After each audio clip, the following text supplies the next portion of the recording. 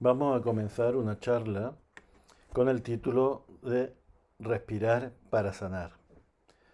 Esta charla fue dada online hace unos días, pero para mejorar la calidad del sonido, pues he decidido grabarla de nuevo, subirla a distintas plataformas y así que las personas que asistieron la puedan escuchar mejor y aquellos que no pudieron asistir debido a problemas de tiempo, cualquier otra cuestión, pues puedan también acceder a ella. Como el título es Respirar para sanar, quizá lo primero que tendríamos que reflexionar un poco es acerca de la relación entre la salud y el bienestar. La salud para los seres humanos es posiblemente el bien más apreciado de todo, ya que uno puede tener dinero, puede tener amigos, puede tener bienes materiales, pero si pierde la salud, la verdad es que no disfruta de lo que le rodea de la misma manera que lo haría cuando estamos sanos y cuando nos sentimos bien. Por eso podemos plantearnos una pregunta que dejo ahí en el aire de si es posible ser felices si no gozamos de una buena salud. Esta es una cuestión a reflexionar sobre ella y que no es tan fácil decidir un sí o un no así a primera vista, porque tiene una cierta enjundia detrás de esas interrogaciones. Pero cuando hablamos de salud, parece que todo el mundo está entendiendo lo mismo y lo cierto es que el concepto de salud ha ido variando a lo largo del tiempo. Entonces, ¿de qué concepto de salud estamos hablando? Hoy día existe al mismo tiempo que la definición tradicional de la definición convencional, existe un nuevo concepto de salud que está mucho más ligado a los procesos de crecimiento, de desarrollo humano, de un tipo de salud mucho más global y en el que se abarcan no solamente los aspectos físicos, materiales, sino también aspectos más espirituales o trascendentales del ser. La definición convencional de la OMS de que la salud es el perfecto estado de bienestar físico, mental y social y no solo la ausencia de enfermedad, ha quedado un poco obsoleta.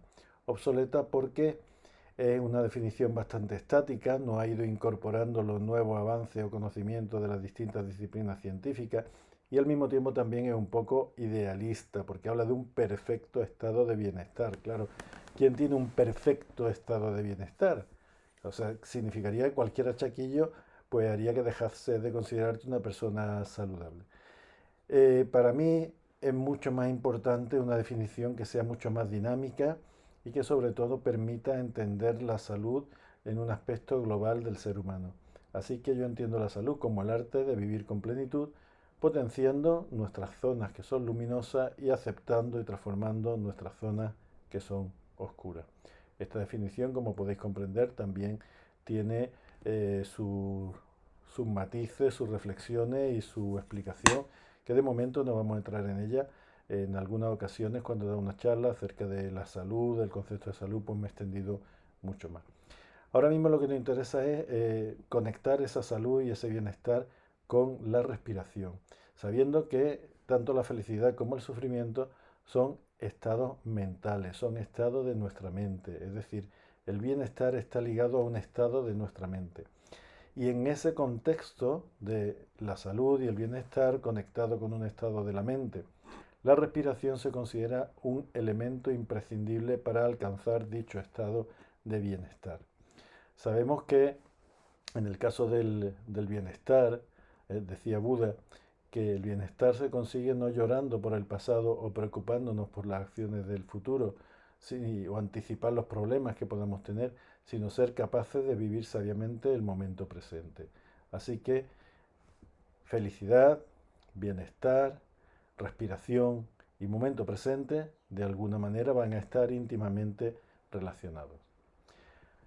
Cuando hablamos de la respiración desde un punto de vista sanador y entendiendo el acto de sanar dentro de ese contexto de la definición de salud de una manera mucho más amplia, como hemos hablado antes, de la salud, cómo vivir en plenitud, encontramos unos antecedentes remotos en tradiciones meditativas y espirituales de miles de años de antigüedad.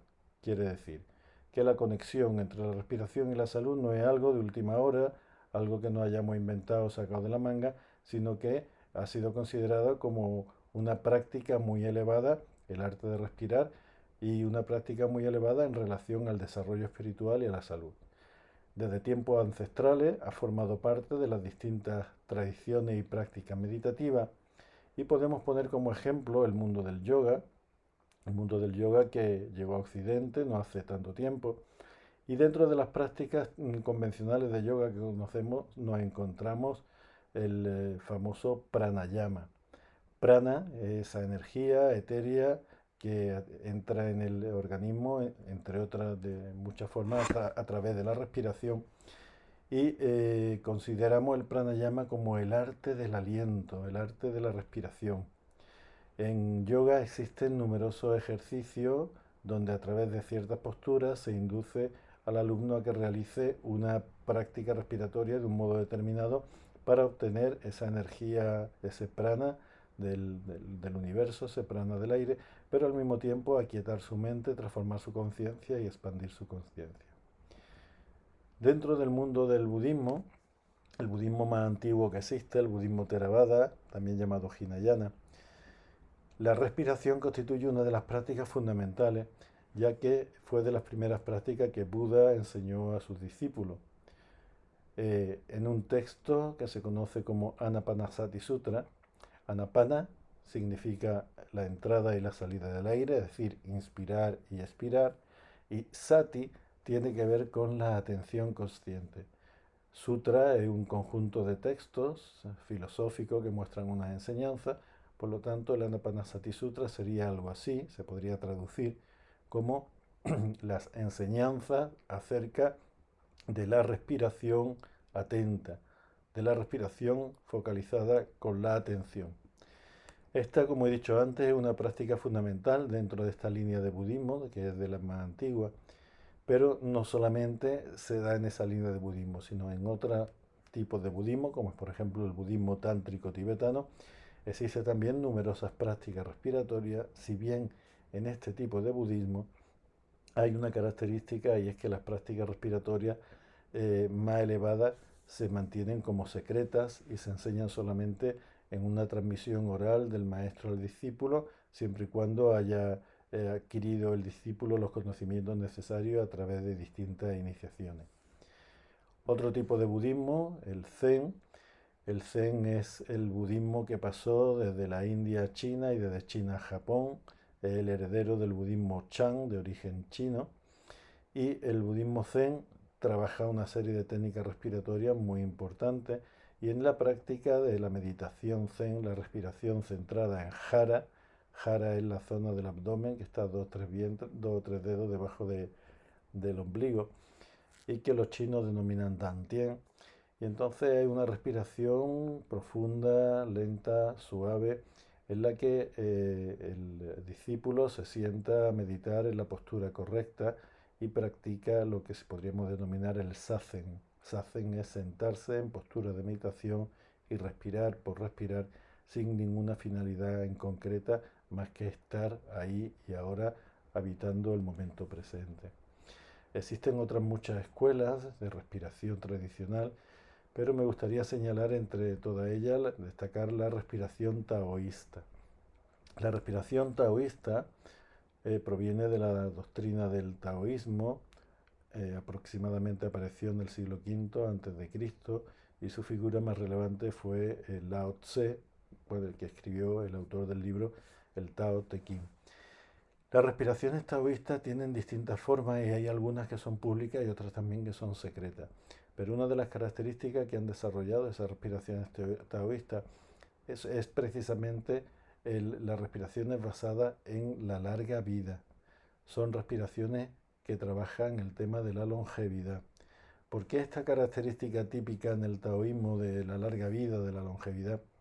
Porque ellos consideraban que tener una vida larga era algo muy importante para poder seguir avanzando, practicando, conociendo, ahondando en el conocimiento del Tao, y sobre todo ser capaz de en esa vida larga enseñar y ayudar a otras muchas personas.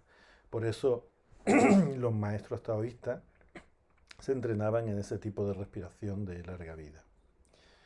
Esto es como unas pinceladas históricas para que entendamos que lo de respirar para sanar en el sentido amplio de la palabra, como decía antes, no es algo reciente, sino que simplemente la ciencia actual lo que ha hecho es corroborar los conocimientos y la enseñanza que estos maestros de la antigüedad ya poseían respecto al arte de respirar. Hoy día podemos hablar que entendemos la respiración desde dos maneras diferentes. Una respiración desde el punto de vista biológico y otro aspecto de la respiración que va más allá de la biología. La respiración desde el punto de vista biológico es la que se estudia en medicina, en las ciencias de la salud, y es una función de tipo fisiológico que mantiene la vida. Sin ella no hay vida. Cuando cesa la respiración, cesa la vida. La medicina convencional ha estudiado muy bien la respiración. De hecho, hay una especialidad que es la neumología, que muchas veces entendemos como el médico de los pulmones, ¿no? Pero neuma significa espíritu, neuma es el aliento también, neuma es esa energía sutil de la respiración. La medicina convencional no se ha ocupado de esa energía sutil, se ocupa de unos aspectos que son muy importantes, son los aspectos materiales. Esos aspectos materiales son fundamentales que estén correctamente, porque si no, no podemos hacer otro tipo de práctica. Pero en medicina convencional, pues una persona que padezca de problemas respiratorios, pues se le hacen radiografías, se le hacen escáneres, se le hacen espirometría, se mide la saturación de oxígeno, una serie de mediciones, de parámetros. Y si están anormales, pues se busca la causa, se le da el tratamiento oportuno para que esos parámetros se recuperen. Pero en ningún caso se va a hablar de las técnicas respiratorias, ni se va a enseñar a respirar de una manera apropiada en el sentido de respiración consciente. Cuando hablamos de respiración apropiada, pues se darán unos parámetros biológicos para respirar, pero no el poner la atención, la concentración o que la práctica respiratoria sea de tipo meditativa. La finalidad biológica de la respiración es obtener energía a través del aporte de oxígeno a las células y la de eliminar toxinas. Esto a veces se nos olvida, nos quedamos solo con lo del aporte de energía. Eliminar toxinas es fundamental. Sabéis que a través de la respiración se eliminan distintos productos, distintos medicamentos, distintos metabolitos. Por ejemplo, cuando uno toma alguna copa de más y lo para la Guardia Civil, pues lo que te pone un tubito en la boca para que soples. No te hace un análisis de sangre, se podría hacer, evidentemente, pero ¿por qué te pone que sople? Porque a través del aire expirado se expulsa el alcohol, parte del alcohol que hemos medido, y mediante unos procesos matemáticos pues se puede calcular pues cuánto alcohol lleva en sangre. También se sabe que las personas con ciertas enfermedades pues emiten al exterior esos metabolitos, y si alguna vez habéis tomado ciertos medicamentos, a veces vuestro aliento cambia incluso el sabor en la boca debido a los metabolitos de esos productos. Pero podemos dar un paso más allá de eso meramente biológico. No significa que lo biológico sea malo, inferior o despreciable, ni mucho menos. Es la base sobre la que sustentamos lo transpersonal. Pero si damos un paso más allá de esa biología, pues podemos hablar ya de la respiración desde otro punto de vista. Hablamos de la respiración conectando la dimensión material con una dimensión más sutil del ser humano, que es nuestra propia conciencia. De tal manera que entendemos que la respiración, siendo de base un proceso material y fisiológico, va a repercutir en nuestra mente y en nuestras emociones, de tal manera que esa dimensión biológica queda trascendida por esa conexión que existe con la dimensión espiritual del ser humano. Así que la biología es importante en el ser humano, y dar un paso más allá de la biología también es muy importante para todas aquellas personas que están implicados en un proceso de autoconocimiento, en un proceso de desarrollo humano. Hablar de autoconocimiento, de desarrollo humano y de respiración es introducirnos en el mundo de la respiración consciente. La respiración es una especie de bisagra que conecta las distintas dimensiones del ser, y hablando hoy día desde el punto de vista de ordenadores, desde el punto de vista informático, digamos que es un conector, es como un interface que conecta la psique con el cuerpo con la energía con la psique, en sentido bidireccional. Por tanto, la respiración se considera una herramienta muy importante de alto nivel y muy interconectada con todos los demás procesos, con todos los demás niveles que constituyen el ser humano. También desde tiempos ancestrales sabemos que cuando el cuerpo se calma y se coge una postura apropiada, libre de tensiones, y controlamos nuestra respiración, el efecto que se produce en nuestra mente es de calma. Una mente calma se consigue eliminando tensiones corporales y trabajando la respiración consciente. En una persona normal podemos decir que existen dos tipos de vida, la vida automática y la vida consciente. Ninguna de ellas es mejor o peor que la otra. La vida automática es necesaria porque hay muchos procesos que necesitan estar en automático. Por ejemplo, ahora mismo nuestros pulmones respiran de una manera automática, nuestro corazón late de una manera automática, nuestros riñones filtran de una manera automática, por lo tanto es importantísimo que eso siga funcionando.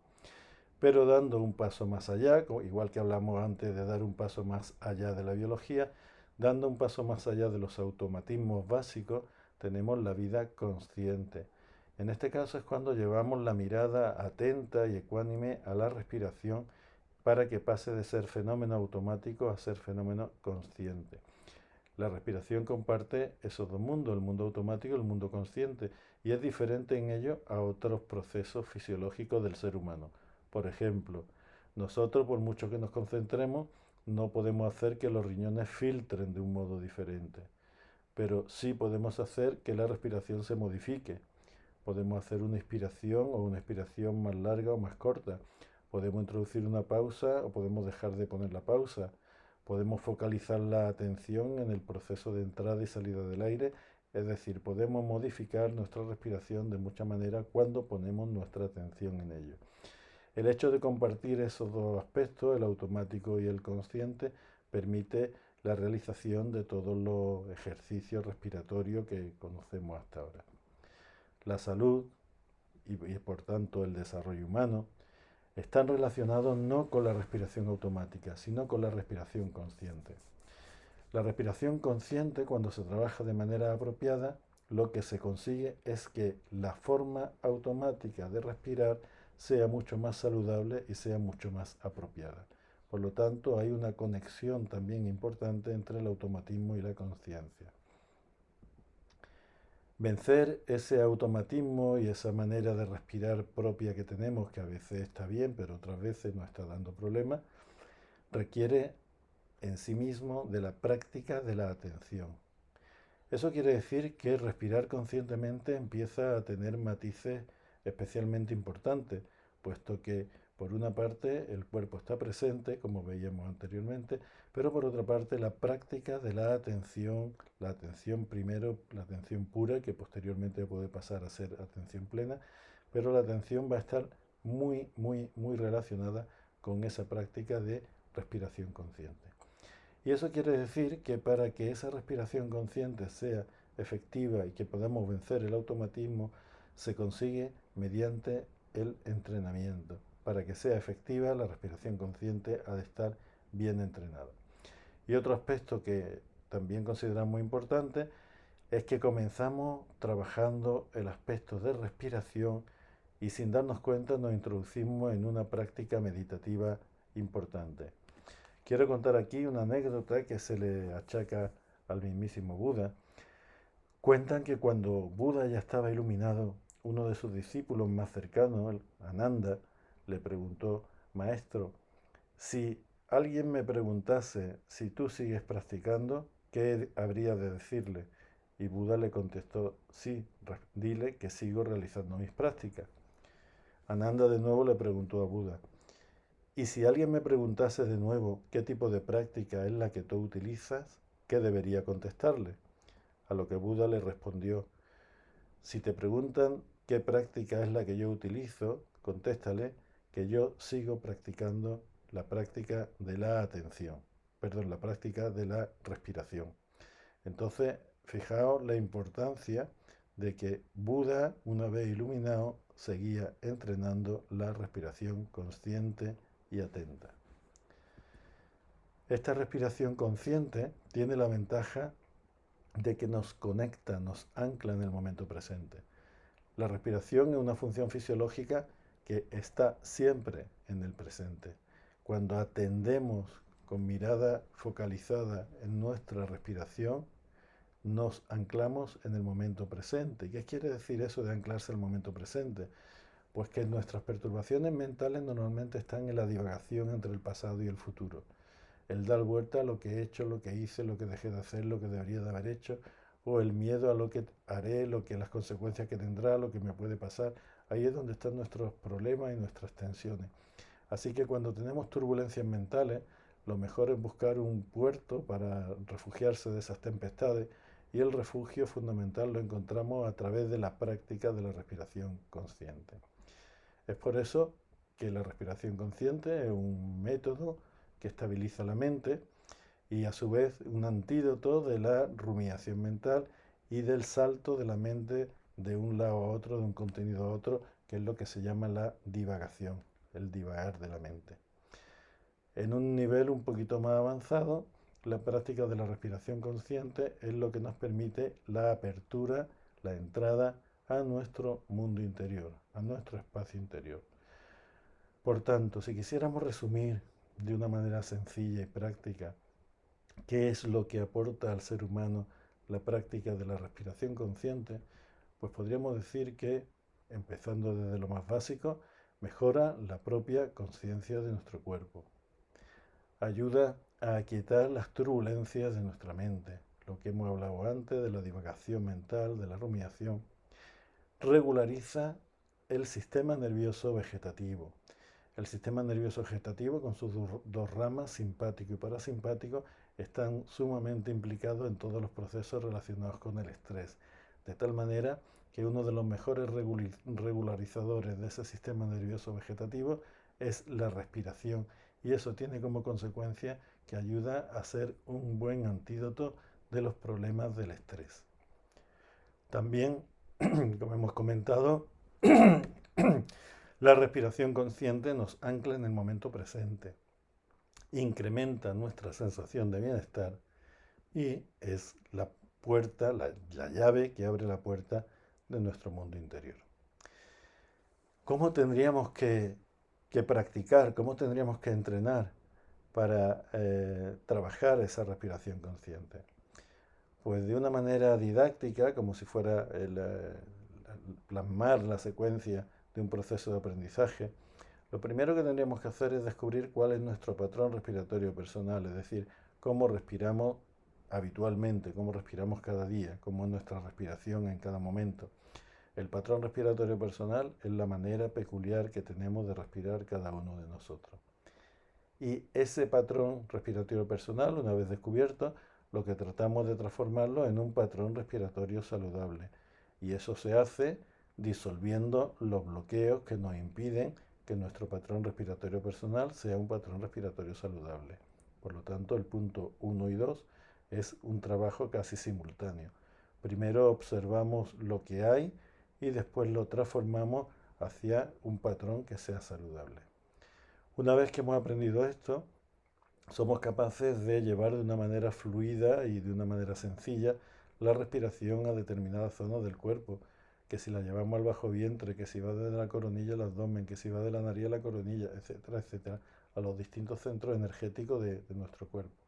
Y finalmente, después de estos tres puntos, que son como aspectos más técnicos, más mecánicos, más metodológicos, hay un último punto que es un salto trascendente de la respiración, y es cuando abandonamos todo digamos, el soporte técnico, y la respiración se convierte en un arte, se convierte en una experiencia íntima, sutil, profunda, transformadora, que es la que denominamos el aliento vital. Esto es una experiencia de tipo emergente, que significa que aparece cuando aparece, que no puede ser forzada, que simplemente aparece en un tiempo determinado, en un momento determinado, siempre y cuando nosotros pongamos las bases necesarias para que ello suceda. Pero que ponemos las bases, pero no somos los dueños de decir aparecerá después del minuto 43 o aparecerá después de 2 meses y medio de práctica, sino simplemente aparece. Nosotros lo único que podemos hacer es practicar, como decía el cuento de Anthony de Melo en el Canto del Pájaro, Un practicante lo único que puede hacer es permanecer despierto para que cuando amanezca vea el amanecer, pero en ningún caso puede forzar que el día amanezca. Todo ello, la respiración consciente y la práctica del modo que hemos comentado, se relaciona mucho con lo que llamamos la presencia. La presencia y la respiración están íntimamente conectadas, porque la presencia es el estar atento a lo que hay en un momento determinado aquí y ahora. La respiración consciente y el estado de presencia son inseparables. Presencia es llevar la atención al momento presente. Presencia es atender al cuerpo, a la respiración, a los fenómenos mentales y al entorno como un todo, aquí y ahora. Presencia significa que la conciencia habita el cuerpo y que el cuerpo se haga presente a la conciencia. Eso significa al mismo tiempo que dejamos de percibirnos de un modo fragmentado. Establecer presencia es fundamental para seguir avanzando en la práctica meditativa. Es la base de cualquier ejercicio concentrativo meditativo. Y es la práctica de la presencia que la podemos lograr a través de la práctica respiratoria de la respiración consciente. Todo ello, todo lo que he hablado hasta ahora, supongo que despierta en aquellas personas que están interesadas en vivir mejor, en avanzar, en conocerse, en seguir transformando y mejorando su vida en términos de crecimiento y desarrollo personal. Genera una cierta inquietud en el sentido de, bueno, esto me gustaría aprenderlo, cómo seguir trabajando la respiración consciente si ya la he trabajado antes.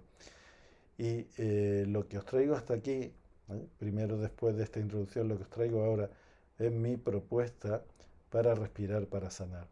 Respirar para sanar entendiendo la salud desde el punto de vista que he comentado, esa salud como vivir con plenitud, aceptando nuestras zonas luminosas, nuestras zonas oscuras, y entender esa respiración para sanar como una práctica de respiración consciente conectadas con las tradiciones meditativas ancestrales de la antigüedad, conectada también con los conocimientos neurocientíficos actuales y que a través de esa práctica respiratoria en la que el cuerpo participa y también la mente a través de la atención y la concentración está en sintonía con todo el ejercicio, pues podemos tener experiencias importantes de paz, sosiego, serenidad y desarrollar unas herramientas fundamentales para nuestro proceso de crecimiento y desarrollo humano.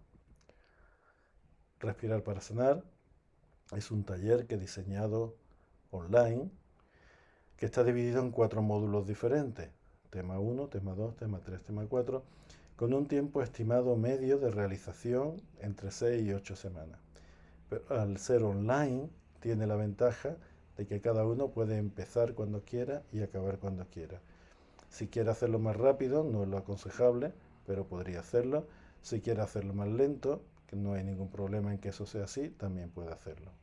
Que una semana está más ocupado y tiene más tareas a las que atender, pues puede demorar un poco su entrenamiento. Lo importante es seguir una secuencia didáctica, hacerlo y tener un cierto compromiso, sobre todo en las prácticas. Por eso, aunque son 4 módulos, yo he dicho el tiempo entre 6 y 8 semanas, porque entre un módulo y otro módulo, es decir, para pasar del tema 1 al tema 2, para pasar el tema 2 al tema 3 o del tema 3 al tema 4, se aconseja que haya una semana de práctica de por medio. Esa semana de práctica está detallada en el final del tema, que tiene un apartado que se llama tarea, en la que te propone el tipo de ejercicio que debieras hacer durante esa semana. Evidentemente en esa semana, si quieres, puedes seguir repasando el tema que has trabajado, pero lo que no te aconsejo es que hagas los temas como un chorizo, uno detrás de otro, sino que hagas un tema, trabaje esa semana las prácticas respiratorias concernientes a ese tema y que si quieres repase los contenidos para saborearlos mejor, para encontrar nuevos matices, pero no avanzar al siguiente. Ese es mi consejo.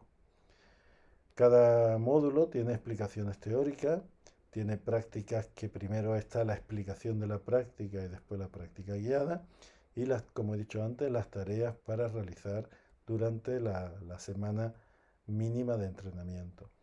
No hay ningún inconveniente en que en lugar de una semana uno determine, pues mira, entre un tema y otro voy a estar 2 semanas de práctica, porque puede ser que haya gente que le coja el truquillo mucho más fácil, necesita solo una semana, o puede ser personas que, aunque le cojan el truquillo, pues quieran disfrutar un poco más de su ejercicio y decidan en lugar de una semana estar 2. Absolutamente ningún problema si decide hacer eso. Además, cada tema tiene un foro habilitado que permite hacer preguntas, dudas, comentarios sobre lo que estás trabajando. Si hay alguna duda también, pues se puede escribir vía mail para hacer alguna consulta de tipo personal, es decir, que hay una cierta tutorización a lo largo de todo el proceso. También se pueden hacer, como he dicho antes, consultas privadas a través del mail porque puede haber alguna persona que nos quiera comentar algo en público. Entonces, ahí está el mail en el que se puede hacer esas consultas. Y cuando llevéis un tiempo rodando, lo anunciaré, esto será una cosa privada para el grupo que esté matriculado, hacer un webinario privado de repaso de revisión. Es decir, convocar un día determinado y decir tal día a tal hora repasamos lo concerniente al tema 1. Entonces todas las preguntas, todas las dudas se hacen en ese webinario y se aclaran todos los aspectos que puedan ser dudosos o cuestiones que queráis compartir. Además de digamos como base didáctica para todo esto que he comentado, usamos la plataforma Moodle, muchas personas ya la conocen, en la dirección formación sin acento, porque muchas veces el corrector pone el acento y no se encuentra en la página, formación.centromedicinaintegral.com. Una vez entra en la plataforma necesita un usuario y contraseña que se le asigna a cada una de las personas que se han matriculado, y una vez entra en la plataforma ese usuario y contraseña puede ser modificado para que sea algo personal, que solamente el sujeto que entra, el que conoce su contraseña. La inscripción a este curso y la información para hacerla está en el enlace drnogues.com/curso-online y se puede hacer a través de una pasarela de pago. Para las personas que sean pacientes, que vayan a consulta o antiguos alumnos, también está la opción de transferencia o de pagar directamente con tarjeta allí en la consulta. Lo que pasa es que los nuevos alumnos, como se necesita saber la dirección de correo electrónico para mandar las claves y tal, esas dos circunstancias pues no están operativas. Es mejor la pasarela de pago. Tras realizar la inscripción, el alumno va a recibir las claves para acceder a la plataforma y a través del correo electrónico pues estamos en contacto para ver que no haya ningún problema, que haya accedido bien, que esté... Yo también puedo ir mirando quiénes son los que acceden, los que no acceden y tal. Y así hay digamos, un control, un asesoramiento, una tutorización para que no haya problema a la hora de entrar en el curso. Una vez inscrito y dentro del curso, pues tú ya avanzas a tu ritmo, como lo desees, con más velocidad en un momento, con menos velocidad en otro, haciendo las pausas que estime oportunas y sabiendo que dispondrá de un tiempo suficiente. Yo he estimado unos 6 meses de apertura del canal para que todo el mundo pueda hacer las prácticas, pero si por alguna circunstancia personal alguno necesita hacer más tiempo, pues cuestión de que lo hablemos y no habría ningún problema. Esto es lo que quería traer hoy a propósito de la respiración. Daros las gracias a todos aquellos que escuchéis que ya habéis llegado hasta aquí, y os dejo ahí el enlace tanto de la página web, del Facebook o del mail para recibir algún tipo de información o algún comentario que queráis hacer. Muchas gracias y esperamos seguir trabajando juntos en el camino fascinante del crecimiento y el desarrollo humano. Muchas gracias.